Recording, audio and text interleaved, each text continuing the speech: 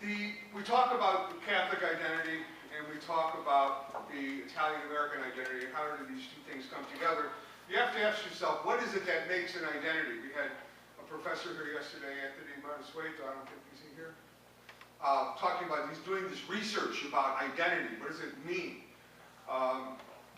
Identity is, there's individual identity and group identity. And group identity, individual comes out of what you experience.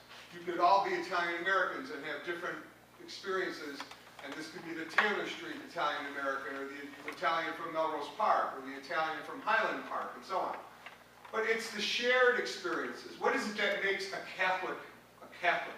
You have to study. If you live outside the Catholic Church or school, you have to go to catechism. There's things you have to learn in order to be an Italian-American.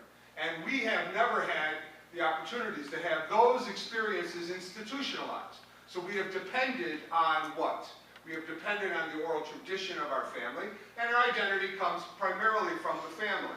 If you are born with the experiences of being in Italy or back here and so on, it's a different kind of identity that Ann Calcagno has, than Billy Lombardo, than Tony Romano. In the next session, I'm going to talk specifically about the writers. But what I want to say is that, what do you need to consume to be Italian-American? And I would say it's right here before you. These writers make up what we call the Bible of Italian-American culture. It's a secular Bible, of course. But you'll find the Catholicism in the eating of the bread and the drinking of the wine in the Tony Artizzone story. And if you are Catholic, that's going to resonate. We need to find the books. And what is it that happens when you read a book? It changes you. Good books change you. And how does that happen? Because it engages you. And by responding to the writers and the readers, a book I just did called The Art of Italian-American, the art of reading. You know, these people are all artists, they're writers. But what is the art that you have capable inside of you? You have the ability to be an artist of reading. Reading completes a work of art. I would argue very much that these writers are half artists just by writing. They need to be read.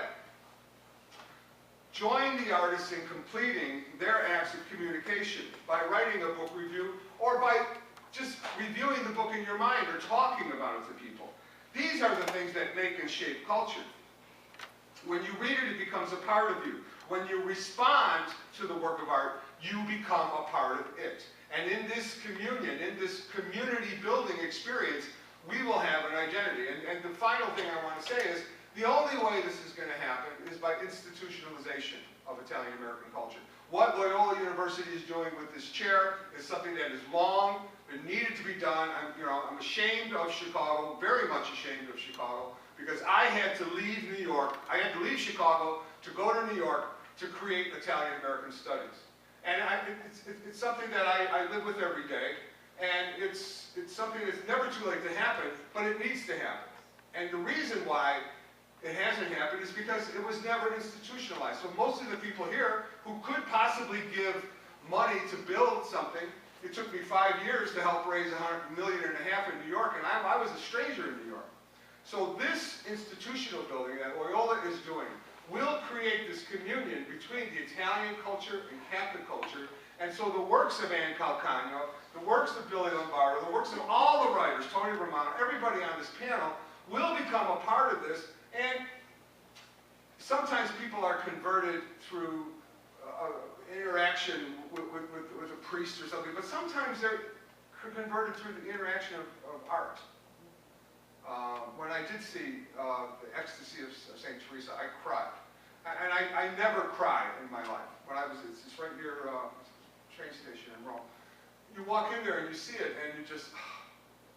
So those are the kinds of experiences that these writers can bring, whether it's the personal stories or the stories that transcend. I mean, I think if a story doesn't transcend the personal, it's a little bit different for me.